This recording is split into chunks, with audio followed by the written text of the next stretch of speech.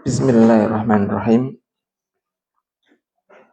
Assalamualaikum warahmatullahi wabarakatuh.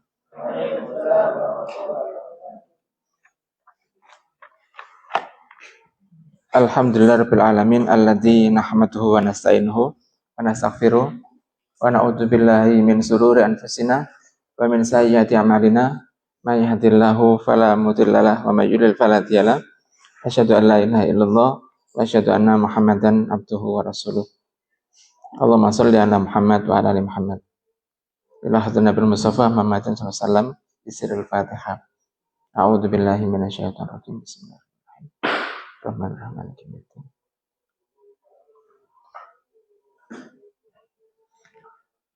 Kita masuk pada poin yang pertama pada kitab pada babul ikhlas wa ihdharin niyah fi jami'il a'mal wal aqwal wal akhwal al barisa wal akhwal khafiyah.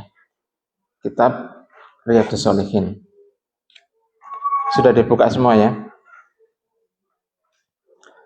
An Amiril Mukminin Abi Hafsin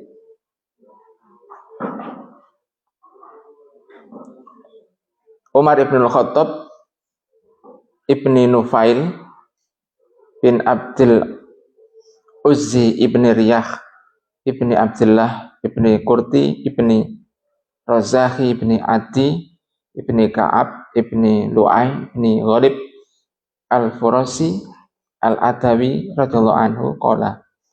Hadisnya, sami'tu Rasulullah, aku mendengar dari Rasulullah sallallahu alaihi wasallam. Sami'tu Rasulullah. Sudah ketemu? Taki sudah ketemu? Sami'tu Ibrahim sudah ketemu?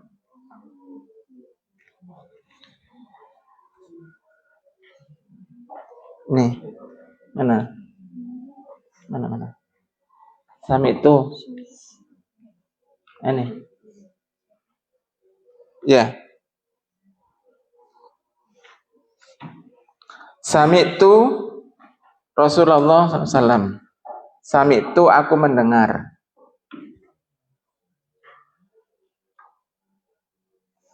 Aku mendengar Rasulullah SAW. Yaqulu, bersabda.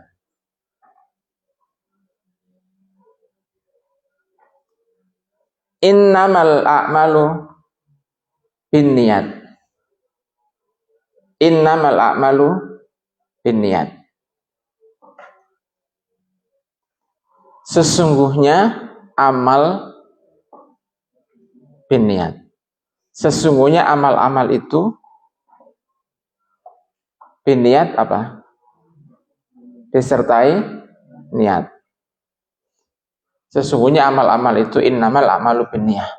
Sesungguhnya amal-amal itu disertai niat. Wa innama likulli imri'i ma nawa. Dan sesungguhnya likulli imri'i untuk semua persoalan ma nawa, apa yang dia niatkan.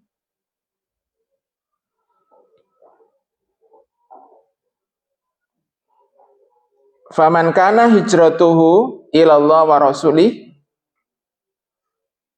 Faman kanat hijratuhu, maka barang siapa yang hijrahnya ilallahi wa rasulih, untuk Allah dan Rasulnya,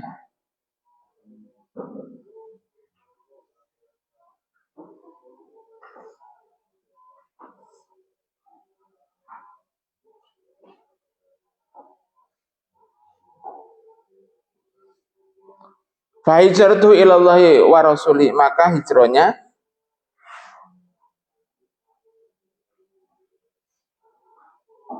hijrah dia itu untuk Allah dan Rasulnya.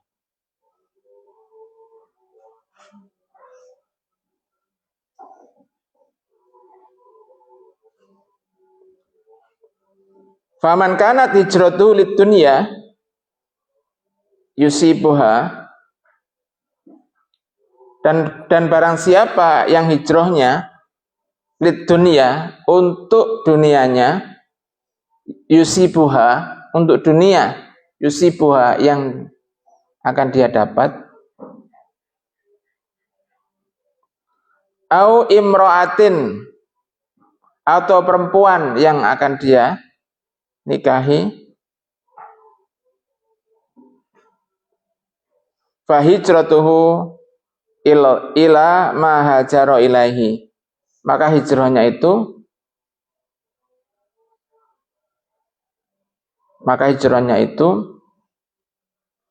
mendapatkan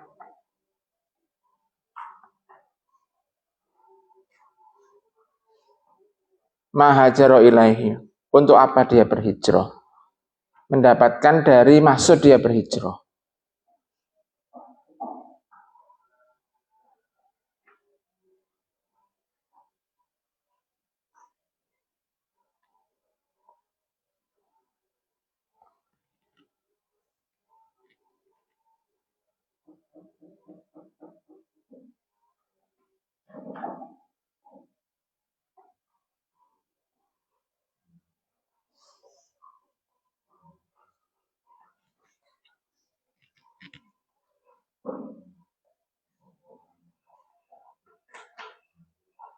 Ya, tentang innamal a'malu bin niat.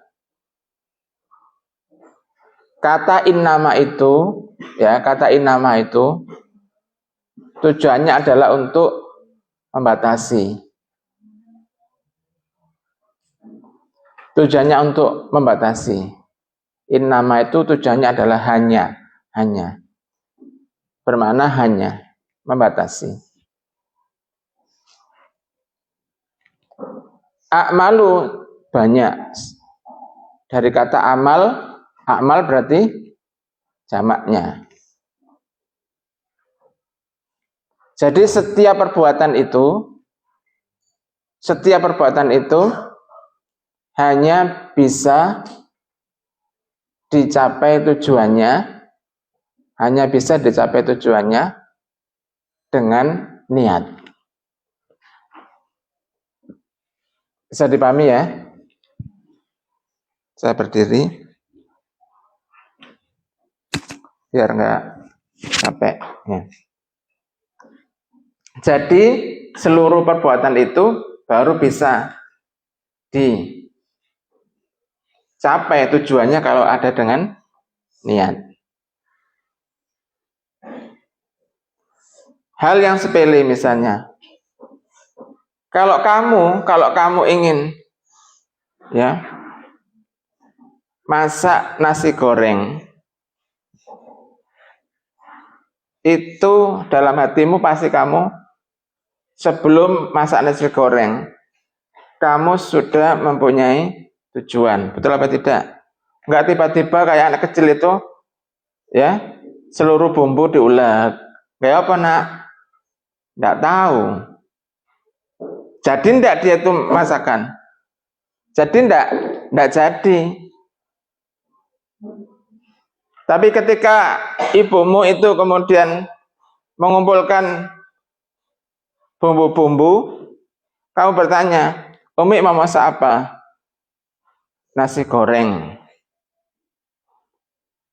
Maka apa yang tidak ada itu dicari karena niat. Coba kamu ambilkan bawang putihnya, kamu ambilkan cabenya dan seterusnya. Kalau kemudian dia itu pegang bumbu random, tidak akan jadi masakan itu. Berarti masak gak niat. Betul apa tidak? Sampai itu masak apa enggak? Gitu. Ya masak. Ini bumbunya banyak. Masak apa? Nggak tahu. Nggak jadi. Kamu melakukan perjalanan berapa kilometer? 40 kilometer. Jauh berarti. Tujuannya kemana? Nggak tahu. Pokoknya berjalan saja. Pokoknya berjalan saja. Hanyalah menghabiskan waktu dan hanyalah menghabiskan bensin. Kamu nggak pernah sampai tujuan. Kenapa? Karena perbuatan itu tidak akan sampai tujuan kalau nggak ada niatnya. Tapi kalau kamu misalnya punya bensin nggak cukup, sampai di sini perjalanan dari Trawas ke Surabaya 40 km lebih, kamu nggak cukup, atau bannya kempes, di Krian bannya kempes. Kalau kamu niat, kamu akan berusaha untuk cari bahan pengganti di Krian, sebelumnya dipompa dulu atau dilepas dulu, cari bengkel ban sampai tujuannya sampai di Surabaya tercapai. Itu namanya niat.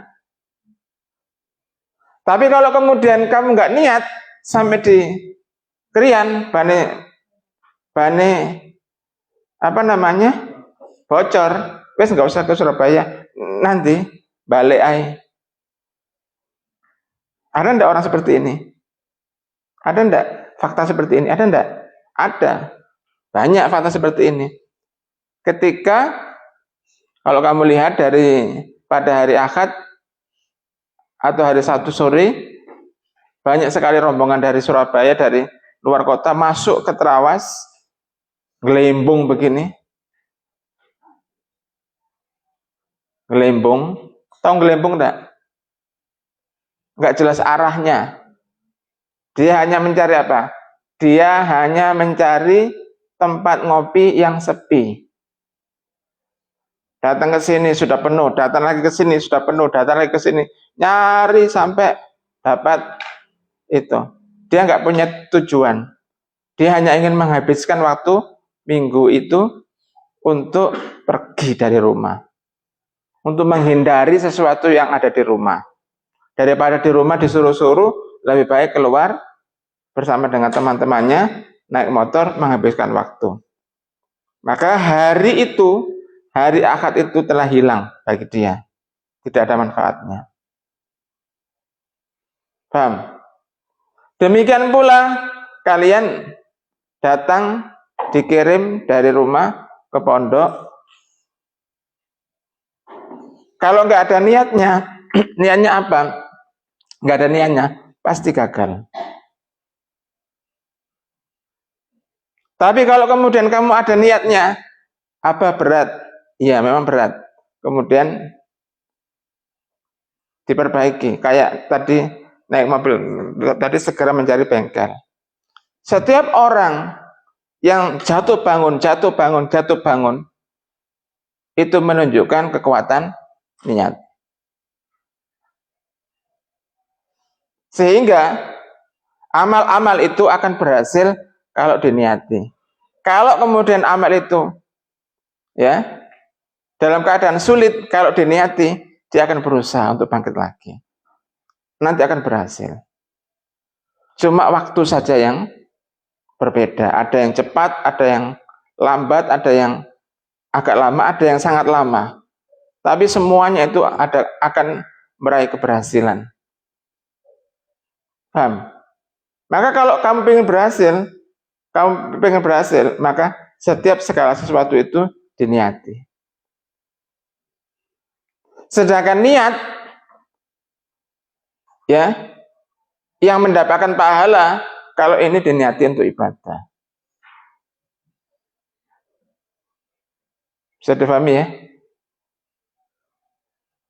Kalau kemudian perjalanan ini ibadah, dapat dua, rekreasinya sama ibadahnya. Apa senang perjalanan? Dulu, kalau sekarang sudah mulai capek ya. Kenapa? Senang perjalanan. Kemudian hobi perjalanan itu digabung dengan dakwah. Jadi tahu mana-mana, tapi bukan ke tempat rekreasi. Ke tempat apa? Pokoknya keluar dari rumah.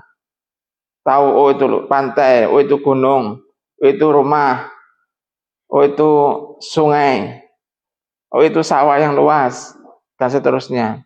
Sambil melihat-lihat dari dalam mobil. Sampai tujuan kemudian menyampaikan dakwah, terus pulang lagi. Tahu se-Jawa Timur. Ya, sampai daerah Pacitan sana, gunung-gunungnya lah, pantai-pantainya. Oh gini ya ternyata ya. Dan seterusnya. Sampai daerah Sumeneb sana, Pamekasan, Sampang, Bangkalan, sak pulau itu, sampai ujung pantai nggak ada orang. Ini yang paling timur, ya ini yang paling timur. Ya sudah tahu. Nah, paham ya? Jadi ketika ada niatnya kuat, maka Allah akan mewujudkan niatmu. Meskipun kamu kaya, meskipun kamu pinter, tapi kalau nggak ada niat, kamu nggak akan bisa mencapai cita-cita. Bisa dipahami ya? Banyak temannya Abah yang lebih kaya orang tuanya, dia pun juga pinter, kemudian tidak jadi apa-apa. Kenapa? Karena dalam hidup dia cuma main-main saja. Dia nggak pernah niat di dalam melakukan sesuatu. Kemarin yang halaqah dengan Abah kemarin, cerita itu Abah Paimo itu, ya ngerti apa nasibnya ini si Fulan begitu. Sakno. Iya, saya terakhir lihat dia jadi tukang parkir. Iya betul. Oh, dulu waktu masih SMA itu gagah kayak tentara begitu, gagah. Ceweknya banyak, anaknya ganteng. Tapi ketika kemudian dalam perjalanan pengalamannya itu dia nggak pernah serius, akhirnya nasibnya di pinggir jalan, itu tukang parkir padahal dulu orang itu gagah waktu SMA, yang kalau jadi pasukan pengibar bendera dia komandannya. Paskibra itu kan orang yang dipilih yang paling gagah, biasanya ganteng, biasanya intinya tubuhnya tegap. Tapi kemudian sekarang ya nggak gagah lagi wong jadi tukang parkir. Ya. Kenapa? Karena dia tidak pernah ada niat yang kuat untuk mencapai tujuan tertentu. Paham ya? Jadi intinya ada di mana? Di niat. Nah, kemudian di sini digambarkan hijrah, ya. Wa inna malikul imri'i manawa, dan semua persoalan itu hanya bisa diraih dengan adanya niat. Dengan adanya niat. Nah, kalau sholat, niat sholat, bukan niat olahraga. Kalau sholat tapi niat olahraga dapat enggak pahalanya? Enggak dapat, cuma dapat sehatnya saja. Nanti sholat yang cepat itu loh, sholat tarawih biasanya ya, seset gitu selesai, ngeringet. Ya, dia dapat capeknya saja. Gerakannya sama, tujuannya beda, hasilnya pun akan berbeda. Nah, ini digambarkan hijrah, tentang hijrah. Barang siapa yang hijrahnya untuk Allah, ditujukan untuk Allah dan Rasulnya, maka dia akan mendapatkan ya apa yang dia tuju, yaitu dari Allah dan Rasulnya. Ini hijrah, ini persoalan yang berat. Hijrah itu dari mana? Dari mana hijrah itu? Nabi dari mana? Mekah ke Madinah. Hijrah itu dari Mekah ke Madinah. Jaraknya berapa?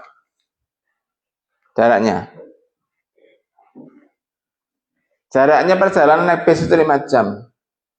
Tol. Jalan tol itu 5 jam. Dari Mekah ke Madinah. Kalau di sini 5 jam itu dari Mojokerto ke Semarang. Jalannya sekitar 300 sampai 300 sekian kilo. Jalan kaki. Kamu bayangkan ya, dari Terawas ke Semarang jalan kaki. Kalau nggak niat sampai enggak dia. Bawa bekal secukupnya. Nyari di jalan. Kalau kamu kan bawa bekal kan dari rumah, masukkan tas. Lalu kemudian di tengah perjalanan beli makanan. Dan Nabi beli makanan di mana? Sebab pada zaman Nabi nggak ada Indomaret. Ya, Hafiz. Ngantuk. Wudu. Ya, Zidan juga. Ngantuk. Enggak, wudu.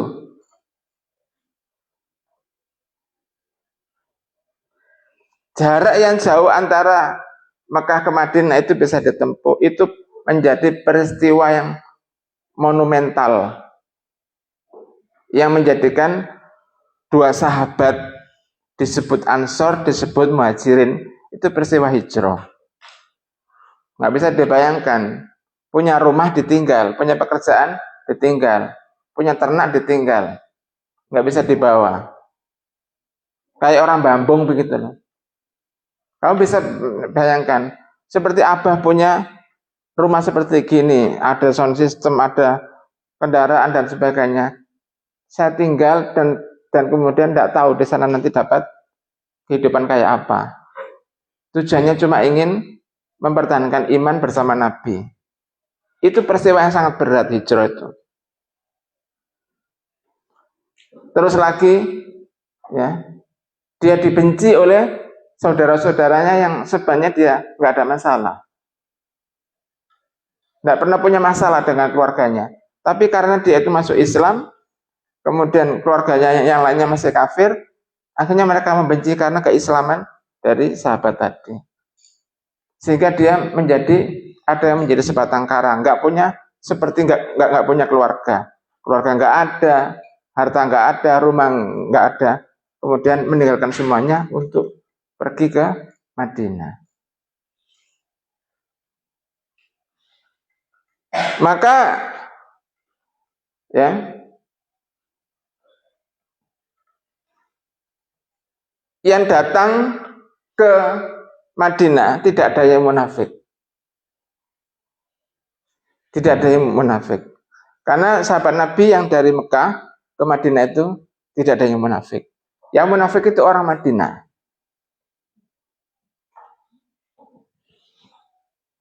Yang di sana masih ada persoalan. Kalau yang berani meninggalkan semua yang dia cintai di Mekah itu, ya, di Mekah itu dia tinggalkan, maka tidak ada yang munafik di antara kaum muslimin yang datang dari Mekah. Semuanya niat. Ya. Dengan kekuatan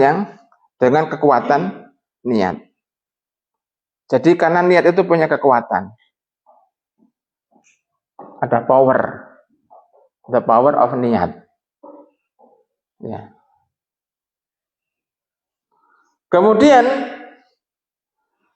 digambarkan kalau kemudian hijrahnya itu untuk dunia, maka dia dapatkan.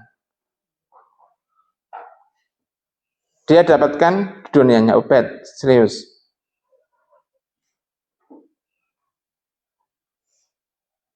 Ya. Kalau dia pergi meninggalkan Mekah untuk mendapatkan dunianya di Madinah, dia akan dapatkan. Karena orang itu berusaha, meskipun dia kafir, dia juga akan dapatkan apa yang dia tuju. Makanya ada orang kafir yang kaya, orang zalim yang kaya, orang fasik yang kaya, orang pembohong yang kaya, ada yang dia bekerja keras. Karena Allah itu masih memberikan kasih sayang kepada manusia, ya. Ya, meskipun dia kafir, ya, dia masih dikasih nafas, dia masih dikasih hidup, ya. Tapi dia tidak mendapatkan bagiannya di akhirat. Dia cuma dikasih bagiannya di dunia saja. Ini bentuk keadilan Allah itu nyambut gawe itu meskipun orang kafir, ahli maksiat, riba, mencuri, korupsi, dia masih tetap dapat bagiannya. Dia masih tetap dapat bagiannya, tetapi kemudian bagiannya itu cukup di dunia saja. Nanti di akhirat akan disiksa oleh Allah Subhanahu wa taala. Sedangkan orang muslim, apa saya ini muslim, sudah sholat, sudah puasa, sudah sunah-sunah sudah saya lakukan, kok ekonomi kok berat sekali, kok kayaknya nggak adil, kami yang taat kesulitan ekonomi, mereka yang maksiat malah mudah ekonominya. Kemudian kita berburuk sangka kepada Allah Subhanahu wa taala. Ingat bahwasanya semua yang kita kerjakan akan dapat bagian. Cuma Allah kadang-kadang memberikannya langsung, kadang-kadang menundanya. Kenapa kok Allah menundanya? Supaya kita terus ingat pada Allah Subhanahu wa taala. Ya. Kalau kita ingat terus sama Allah Subhanahu wa taala, akhirnya tidak pernah berhenti berdoa. Masalah pertama selesai, masalah kedua selesai, masalah lagi, terus dapat masalah, terus berganti-ganti masalah. Akhirnya dia kalau sholat khusyuk, kenapa? Terus dapat masalah dan dia terus meminta kepada Allah Subhanahu wa taala. Kalau dia nggak dikasih masalah, dia akan lupa berdoa.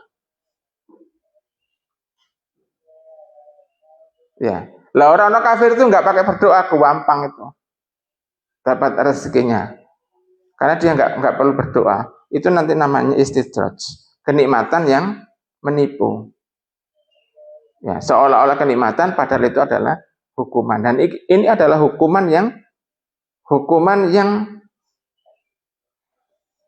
menipu. Ya. Kalau orang jatuh biasanya kemudian jadi tobat, tapi kalau orang kaya malah nggak tobat. Kan ada orang yang jatuh kemudian akhirnya dia mikir, akhirnya kemudian dia bertobat. Dia bercerita, dulu saya begini, berbuat yang salah, berbuat yang dolim, terus kemudian sekarang saya bertobat. Ada yang begitu. Tapi kalau kemudian dia terus-menerus dikasih sehat, terus-menerus dikasih hebat, dan seterusnya kayak Fir'aun itu, nggak pernah menderita. Akhirnya kemudian dihukum di akhirnya, namanya istidraj. Ya. Nah ini barang siapa yang ketika dia di hijrahnya itu ingin dapat harta, maka dia dapat harta itu. Ya. Barang siapa yang hijrahnya itu ingin dia dapat wanita yang dia cintai, maka dia akan dapat wanita itu. Tapi dia tidak mendapatkan Allah Subhanahu wa taala, pahala daripada Allah Subhanahu wa taala. Ya. Seperti misalnya ke Mesir, saya ke Mesir supaya nanti dapat cewek-cewek yang bangir hidungnya. Karena kalau orang Indo hidungnya pesek-pesek, nanti saya tak kenalan dengan orang-orang dari luar Indonesia. Ada orang-orang dari Uzbekistan, ada orang-orang dari mana? Eropa, ya. Ya, kalau Mas Ubay itu apa namanya? Kan fotonya Mbak Tia kan suatu ketika kan dibuka itu di mana? Di saat kelas itu loh. Pelajaran ada apa namanya WA yang dibuka, kelihatan fotonya Mbak Tia. Temannya kan hitam-hitam itu yang dari Afrika. Kemudian siapa ini? Oh ini kakak saya. Oh gitu. Carikan saya dong akhwat dari Indonesia. Nah, Dia sudah mencari istri dari Indonesia. Kenapa? Ya lebih mungkin lebih menarik ya orang Afrika melihat akhwat dari Indonesia. Nah ya karena teman ya dijawab ya, oh tidak bisa, oh Indonesia hanya untuk Indonesia.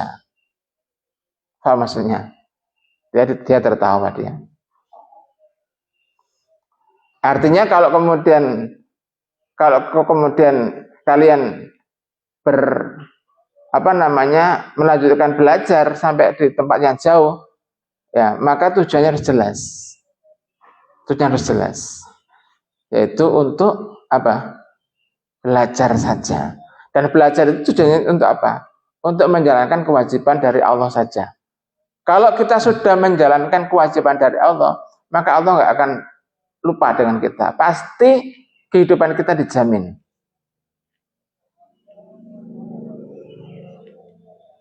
Nggak usah mikir macam-macam, ya. Nggak usah mikir macam-macam. Kalau kita kemudian tujuan belajar kita itu kita tetapkan, ini saya belajar untuk Allah Ta'ala. Nanti kan dapat gelar LC, itu bonus. Nanti kan dapat kedudukan sosial yang tinggi, itu bonus. Tetapi tujuannya adalah semata-mata untuk menjalankan yang diperintahkan oleh Allah Subhanahu wa Ta'ala dan merasa sebagai orang yang dipilih oleh Allah Subhanahu wa Ta'ala untuk memegang amanah ini.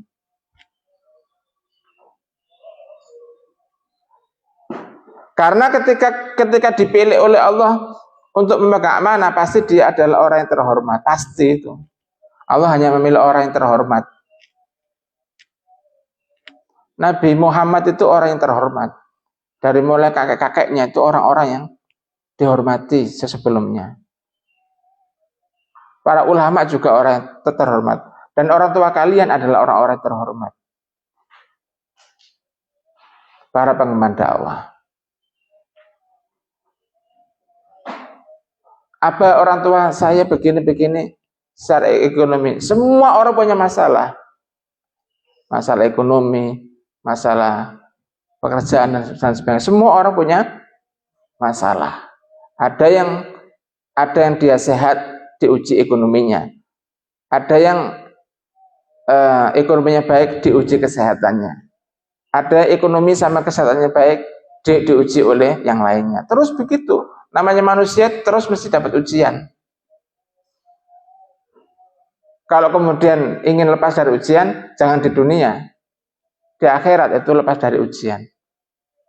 Di akhirat itu adalah apa? Negeri untuk mendapatkan balasan. Di dunia, negeri untuk mendapatkan ujian. Kalau dia lolos ujiannya, di akhirat sudah nggak diuji lagi, nggak perlu sholat, nggak perlu capek-capek, kamu hanya capek menikmati kenikmatan. Karena orang-orang di surga itu sibuk. Sibuk untuk apa? Sibuk untuk menikmati kenikmatan. Orang yang di neraka juga sibuk. Sibuk apa? Sibuk untuk merasakan siksaan. Di dunia tersisa, nggak apa-apa. Tersisa di dunia itu tidak terus. Sisaan di dunia itu fana. Berat di dunia itu fana. Ngerti fana enggak? Sementara. Yang nggak enak sementara, yang enak pun juga sementara. Yang membanggakan kecantikannya nanti hilang, yang membanggakan kegantengannya pun juga hilang, yang membanggakan kekayaannya hilang semua. Yang sedih karena penderitaan hilang sedihnya. Sehingga orang yang cerdas akan memilih yang kekal daripada yang fana. Bahagia yang kekal diganti dengan penderitaan yang fana. itu lebih dipilih begitu. Ya, yang enak ya di dunia bahagia, di akhirat bahagia. Itu kan karepmu. Ya, semuanya itu pasti ada ujiannya. Itu apa ada yang kelihatannya kok lempeng saja hidupnya enak begitu. Itu kan yang kelihatan.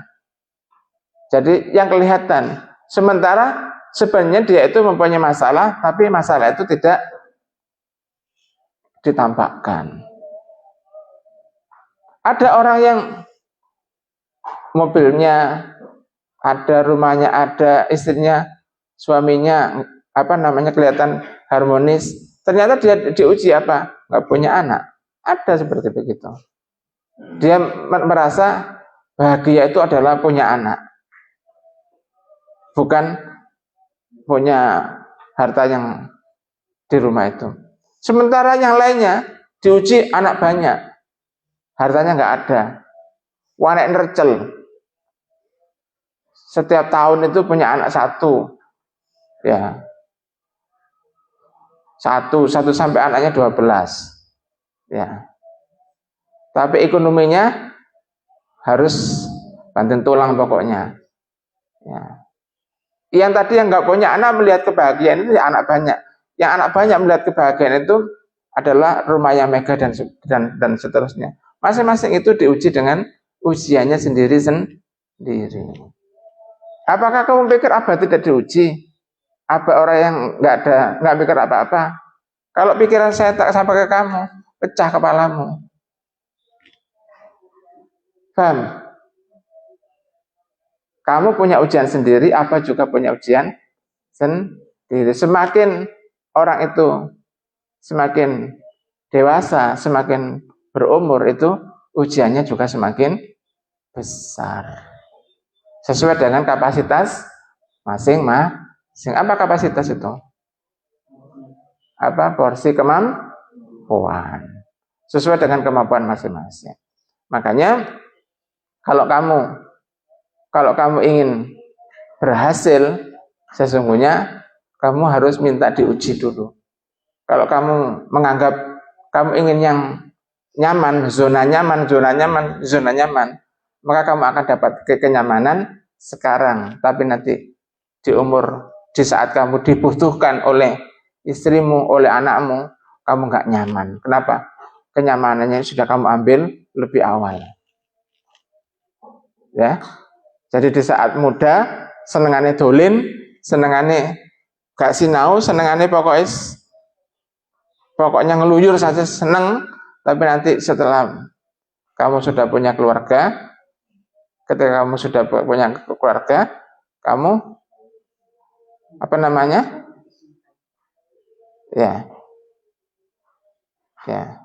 ketika sudah punya keluarga, kamu kemudian mengalami kesulitan. Kenapa? Karena kamu sudah mengambil jatah nyamannya itu sejak masih muda. Nah, orang yang di saat muda itu jatah sulitnya diambil, maka dia dapat jatah nyamannya di saat sudah dewasa. Karena hidup ini berputar. Nggak ada senang terus, nggak ada. Seperti roda ban itu, disebut ban itu bagus ketika dia berputar. Kadang di atas, kadang di bawah. Nggak macet begini. Kehidupan kita nggak macet. Baik, itu yang kita bahas pada kesempatan pagi ini. Tutup dengan doa kafaratul majelis.